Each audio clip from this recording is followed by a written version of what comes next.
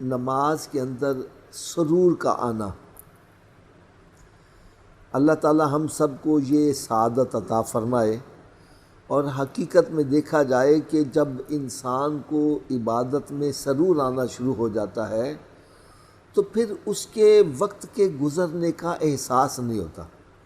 میں آپ کو ایک مثال دیتا ہوں۔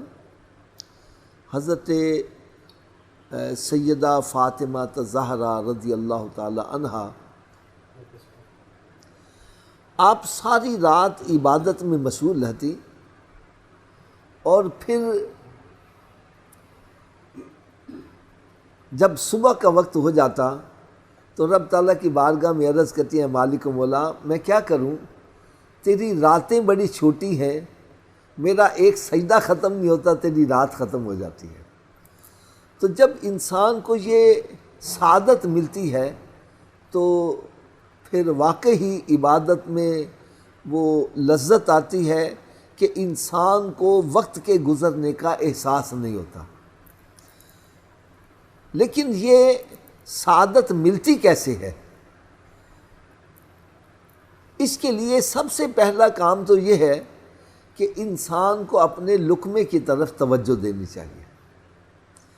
میں اس سلسلے میں ایک بڑا ایمان افروز واقعہ عرض کرتا ہوں۔ حضرت جنید بغدادی رحمۃ اللہ تعالی علیہ، یہ بہت بڑے ولی کامل، آپ نماز ادا کیا کرتے تھے تو نماز میں سرور بڑا آتا تھا، بڑی لذت آتی تھی۔ ایک مرتبہ نماز میں سرور آنا بند ہو گیا تو آپ بڑے پریشان ہوئے۔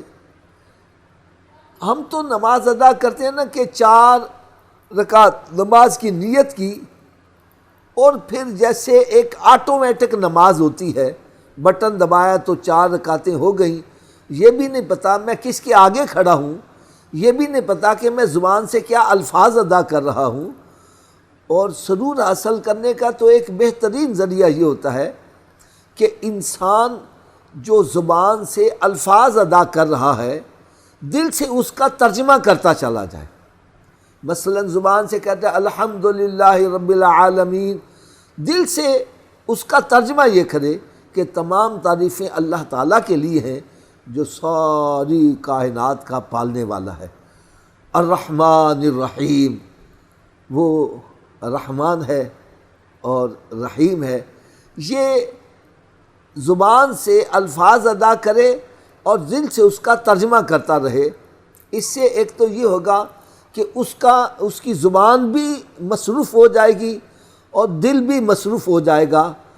اور دوسری بات یہ ہے کہ انسان جب نماز پڑھ رہا ہو تو نماز کی ادائیگی کے جو طریقہ ہے، مثال کے طور پر جب ہم اللہ اکبر کہتے ہیں تو ہماری ہتھیلیوں کا رخ قبلے کی طرف ہونا چاہیے، یہ انگوٹھے ہمارے کان کی لو کے ساتھ لگنے چاہیے، اور اللہ اکبر کہہ کے ہاتھ جب باندھنے ہیں تو یہ گٹھ کے اوپر ہماری یہ ہتھیلی آئے 3 انگلیوں پر، اور یہ انگلی اور انگوٹھے کے ساتھ ہلکا بنائے اور اس کو پھر ڈھیلا چھوڑ دے، یہ خود بخود ناف کے نیچے آ جائے گا۔ اور پھر جب قیام کی حالت میں ہو تو سجدہ گاہ کی طرف نظر رکھے، اور رکوع میں جائے تو دونوں پاؤں کے جو انگوٹھے ہیں ان کے ناخنوں کے اوپر نظر رکھے۔ سجدے میں جب جائے تو ناک کی جگہ یہاں پر نظر رکھے، اور جب اتحیات پہ بیٹھے تو جھولی میں نظر رکھے اور سینے پہ نظر رکھے۔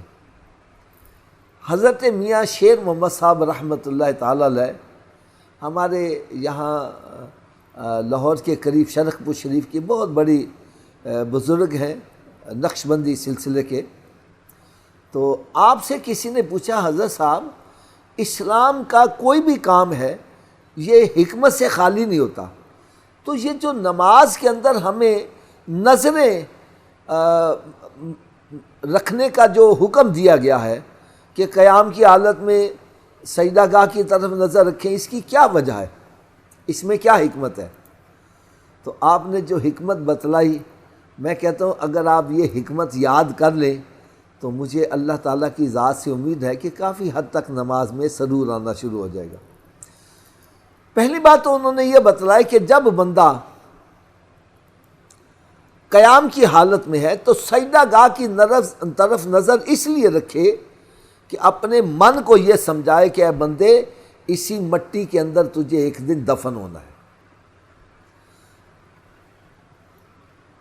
اور جب بندہ رکوع میں جائے تو دونوں پاؤں کے جو انگوٹھے ہیں اس کے ناخنوں کے اوپر نظر رکھے، اس لیے کہ جب انسان کے بدن سے روح نکالی جاتی ہے تو یہ ناخنوں سے ہی اس کی روح کھینچی جاتی ہے۔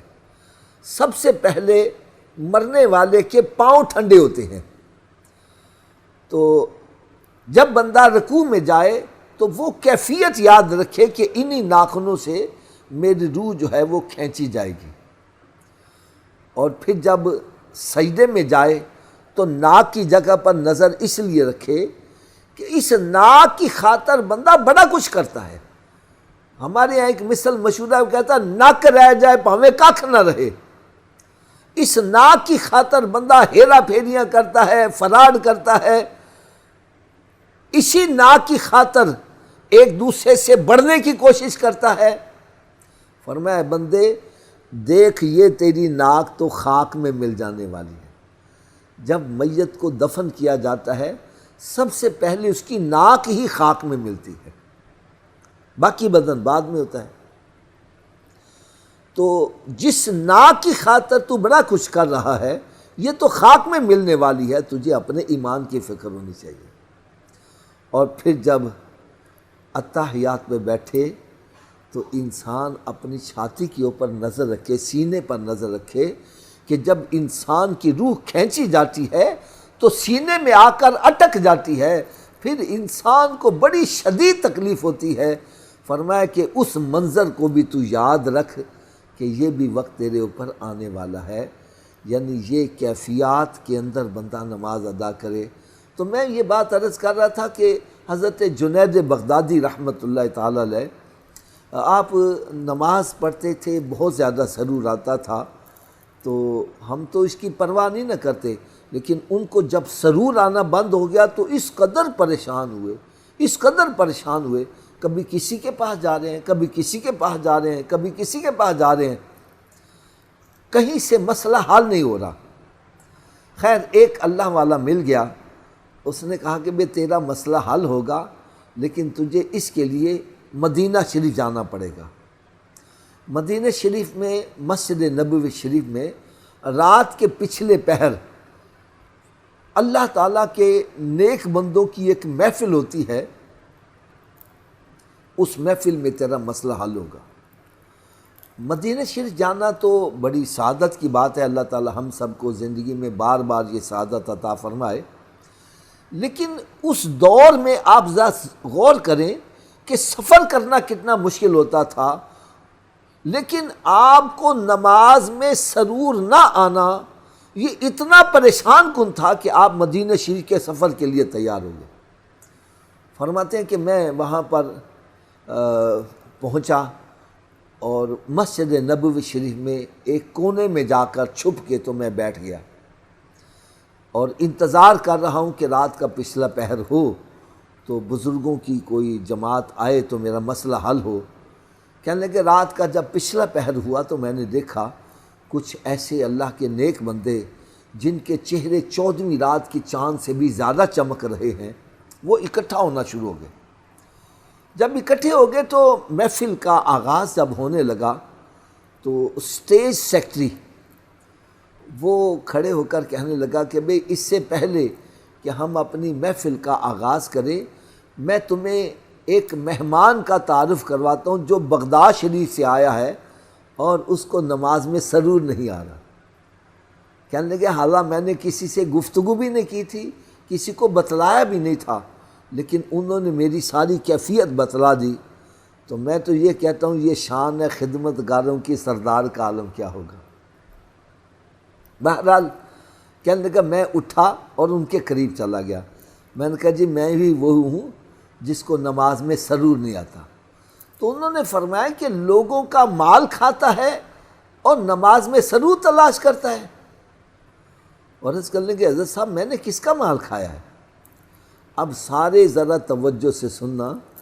فرمانے لگے تم نے بغداد شہر میں ایک چھابڑی والے سے کھجوریں خریدی تھیں، اس نے کھجوریں تول کر تیرے ہاتھ میں جب ڈالی تو ایک کھجور نیچے چھابے میں واپس گر گئی، تو نے بھولے سے اپنی کھجور اٹھانے کے بجائے دوسری کھجور اٹھا لی۔ لوگوں کا مال کھاتا ہے اور نماز میں سرور تلاش کرتا ہے، چل بھاگ یہاں سے۔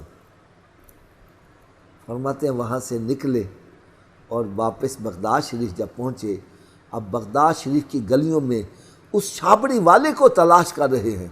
بڑی تگ و دو کے بعد وہ چھابڑی والا جب ملا، اس سے کہا کہ بھائی مجھے معاف کر دینا، میں نے تیری ایک کھجور بھولے سے کھا لی تھی تو مجھے تو معاف کر دے۔ انہوں نے کہا جاؤ جی میں نے معاف کیا۔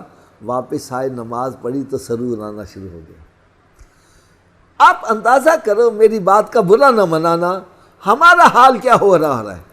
ہم نمازوں میں سرور تلاش کرتے ہیں اور کیفیت ہماری کیا ہے؟